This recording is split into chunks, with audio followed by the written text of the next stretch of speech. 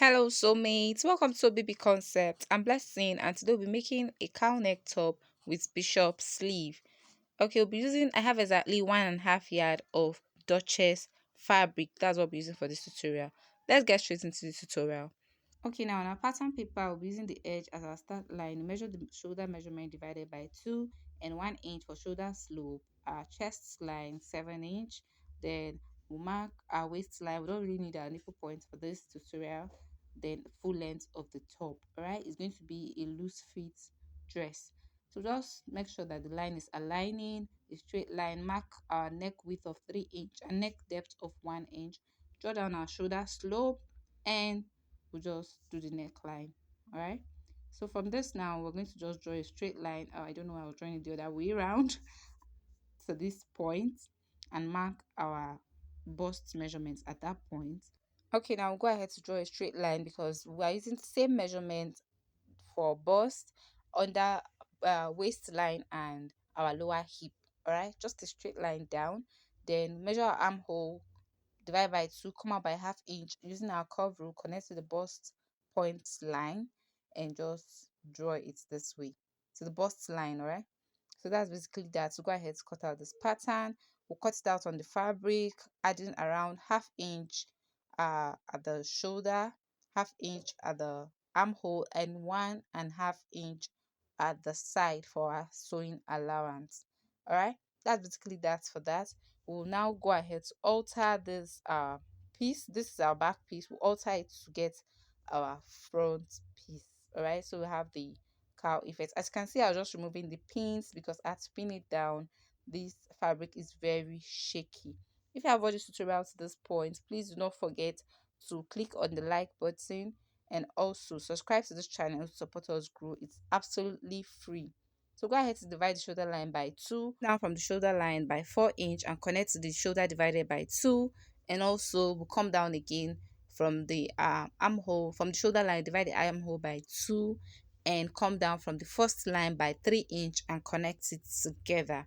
Then on the armhole curve, at the end of the armhole curve, we just come down by 3 and connect to the end of the armhole curve. All right, so I decided to just divide this into 2, make it smaller slashes. So I just divided it. All right, so I'm going to slash it, leaving around ½ inch to be holding the papers together. And remember to number it just in case your paper ended up falling off apart. All right, don't forget to give this video a thumbs up if you find it helpful. If you follow it step by step, I assure you you're going to get it exactly the same results. So we're gonna head to open it. I'll just open it by 1 inch. Please, very important, note that when you want to cut out the front piece, because it has a cowl effect, make sure to fold your fabric on bias form. This is very important. That's what gives you that folly effect it will have. I'm sorry, I realized I didn't cut, the camera was not on when I was cutting this, but just spread it. I just spread 1 inch apart. I numbered it and make sure it was 1 inch apart. Then when I cut to this point, the shoulder points now, I just cut it out as a straight line. That's just basically that for that. All right, just number it, open it 1 inch apart, and when you get to the shoulder, then you cut it straight. You lift the paper at the edge and cut it straight. As you can see, my paper ended up falling off. So that's basically that for that. We're going to go ahead now and cut out lining piece for this. All right, now we'll just go ahead to cut out the lining piece. I just placed it just like an interfacing, just place it on top, and I made sure my lining is also in bias form because I didn't want the fabric, the lining not to stretch as much as the fabric. All right, so I cut my lining also for the front piece in bias form. Then after that, I went ahead to cut out the lining for the back piece as well.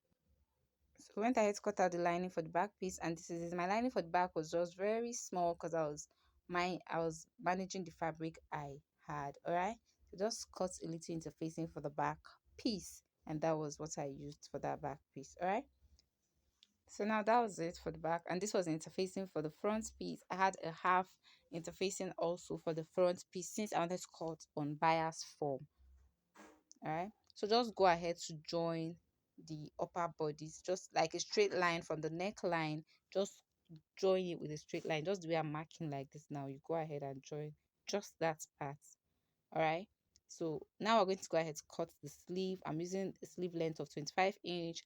I just cut a basic sleeve. Make sure the round sleeve is up to 9 inch, which I'll be needing plus my allowance.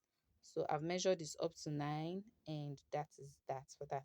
So let's go ahead to curve it freehand. That's how I prefer to cut my sleeve, and I just cut it, and I'll just make it a box sleeve because I'll be adding elastic at the hem. So just cut it out straight, make it a box sleeve, and that's that for the sleeve. Notch the center area so we can find the middle very when we want to attach it to our bodies. All right, so just notch the center area, and that's for the sleeve. So we'll go ahead now to bring the main fabric. We've gone ahead to join the front to the other side, and this is what it looks like. I had more fabric after cutting the sleeve, so I decided to elongate um the front lining to make it equal with the back lining. So I'll go ahead now to, I've also interfaced the back piece, so I'll go ahead now to just join shoulder to shoulder. So the way I like to join my shoulder to shoulder is to join the two front together and the two back together, just so it's on a straight line and turn, open it. All right, so just turn it close so you have a nice finish. So we're going ahead to do that. As you can see, this is our back piece, this is the lining, this is the front piece, and this is the shoulder neatly done.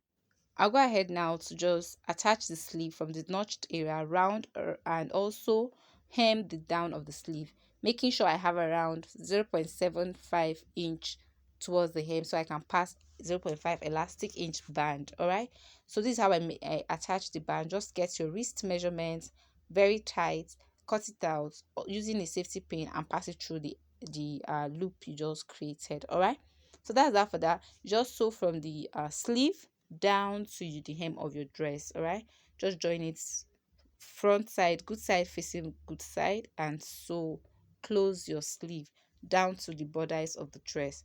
Then go ahead to hem the end of your dress. If you have a serger machine, please go ahead to overlock this dress to avoid it from fraying, and also using a hemming gum, you can iron the back in place. So this is the result. As you can see, even when you pull it up, it just falls in place on its own.